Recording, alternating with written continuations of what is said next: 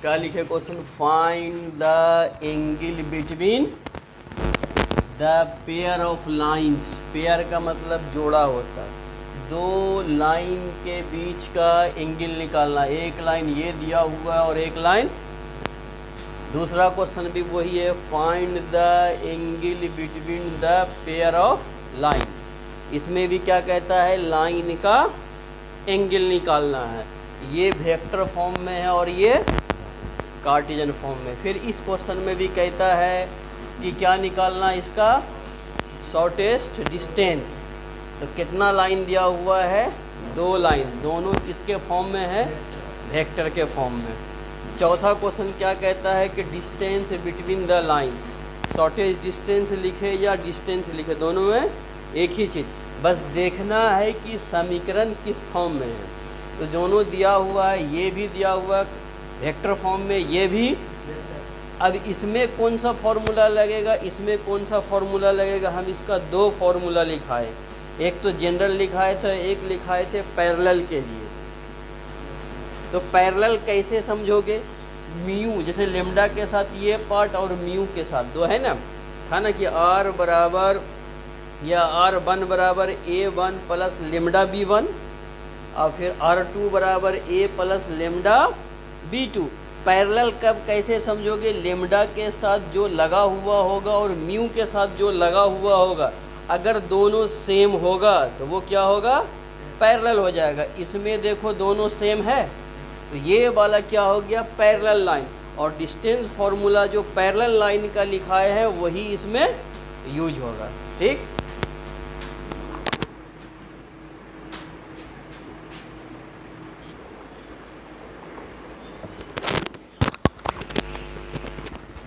पहला नंबर का आंसर लिखे, देखो समझो। गिव है, ये R बराबर एक लाइन का समीकरण दिया हुआ है, दूसरा लाइन ये है।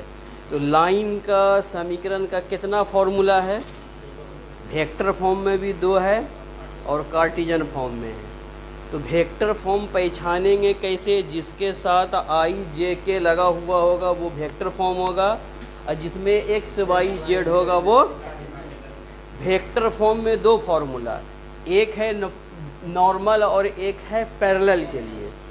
तो हम कैसे पहचानेंगे कि ये पैरेलल है या नहीं है, तो ये लेमडा के साथ और म्यू के साथ दो समीकरण है। लेमडा के साथ जो ये पार्ट लगा हुआ होगा और म्यू के साथ जो पार्ट होगा, अगर ये दोनों सेम होगा तो वो पैरेलल लाइन होगा। क्वेश्चन में कभी कभी पैरेलल लाइन नहीं लिखता है, तो तुमको ये देख के समझना होगा कि पैरेलल है या, अगर इसका और इसका ये दोनों सेम रहेगा तो पैरेलल होगा। तो पैरेलल के लिए ये फॉर्मूला नहीं होता, उसके लिए दूसरा लिखाए हैं।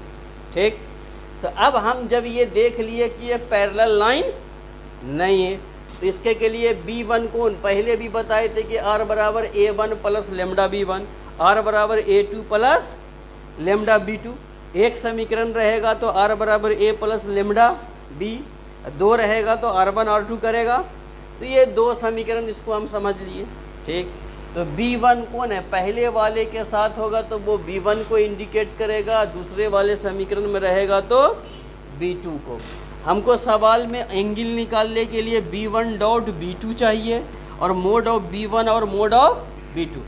ये पहले पूरा मान इसका निकाल लेंगे। तो पहले हम क्या निकाले, B1 डॉट, तो B1 का जो मान था रख दिया और B2 का जो मान था उसको रख दिए। और डॉट तुम लोग वेक्टर में पढ़े, निकालने के लिए जानता है किसको, I के साथ I को, J के साथ J को और K के साथ K को कर देना है। तो I डॉट I कितना 1, 3 इंटू 1 कितना 3, फिर 2 2 4, 6 गुना 2 करेगा।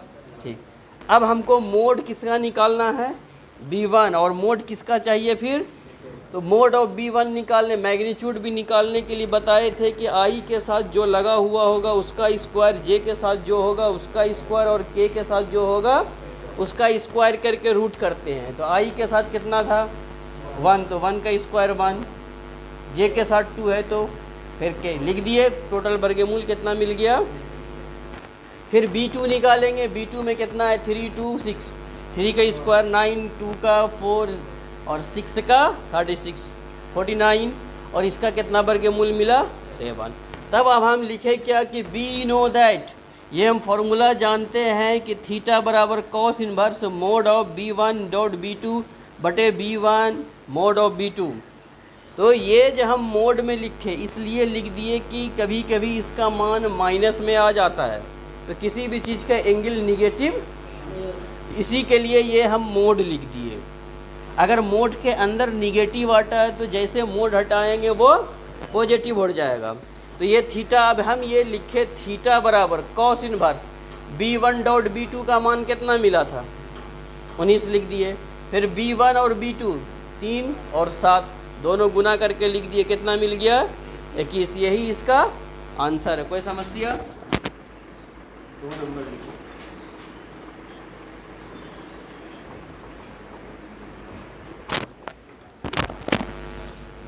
गिवन क्वेश्चन दिया हुआ है x प्लस 3/3 ये y माइनस 1, तो ये हेयर करके a1 b1 c1, जब भी कार्टिजन इक्वेशन दिया रहेगा और एंगल निकालने कहेगा तो पहला लाइन के जो नीचे है, ठीक, तो ये किसको इंडिकेट करेगा, a1 को, ये b1 को, और ये पहला लाइन है। दूसरा लाइन जो होगा वो किसको इंडिकेट करेगा, a2 b2 c2। अब जैसे ये जो पॉइंट है, ये पॉइंट किसको इंडिकेट करता है, पासिंग ऑफ पॉइंट को। तो पहला लाइन होगा तो x1 y1 और z1, और दूसरा लाइन होगा तो x2 y2 z2। तो उसका कोई काम ही नहीं है, क्योंकि एंगल का फॉर्मूला यही होता है ना। तो हमको याद रखना होगा फॉर्मूला कि हमको इसमें चाहिए क्या, a1 b1 c1 2 यही चाहिए। तो हम पहले इससे लिख लिए कि a1 b1 c1 a2 b2 c2, ये फॉर्मूला हम जानते हैं। इस फॉर्मूले में हम देखो थीटा बराबर कॉस इनवर्स से भी लिख सकते थे। तो जैसे अगर थीटा बराबर कॉस इनवर्स से यहाँ लिखेंगे तो इसको बनाने में क्या है कि कॉस के एंगल के साथ ये मोड रहेगा। तो मोड जब रहेगा तो बनाने में एक ओझरा जैसा या दिक्कत होगा, बनाने में दिक्कत होगा, लेकिन वो गलत नहीं होगा। बनाने में लगेगा कि कभी ब्रैकेट लिख दोगे तो कभी मोड लिख दोगे, तो वो गड़बड़ हो जाएगा। इसलिए कॉस थीटा ही यूज करेंगे। जब ये पूरा कैलकुलेशन इसका हो जाएगा तब लास्ट में थीटा। अब इसमें पूरे का मान रख दिए हम, जिसका जितना मान था रख दिए। रखने के बाद इसको गुना किए, सरल किए, ये टोटल ये आ गया, ठीक। अब ये √2 गुना √6, तो दोनों को गुना करेंगे तो √12 मिलेगा। अब 12 का वर्गमूल जब करेंगे, रूट निकालेंगे तो 2 गुना 2 गुना 3 होगा, यानी कि 4 गुना 3 12। तो इसी के लिए हम 2 को क्या कर दिए बाहर, तो 16/5 दूना, तो 2 से कट जाएगा, 2 8 16, 2 5 10, ये बच गया। ये किसके बराबर, कॉस थीटा। तो थीटा निकालेंगे तो इस पर आ गया कॉस इनवर्स, यही इसका एंगल है। अगर कार्टिजन फॉर्म में एंगल निकालने देगा किसी भी सवाल का तो यही प्रोसेस होगा, और वेक्टर फॉर्म में देगा अगर लाइन का एंगल निकालने तो वो पहले वाला होगा। अब इसमें 2 क्वेश्चन लिखा है जो कि शॉर्टेज डिस्टेंस है। अगला आंसर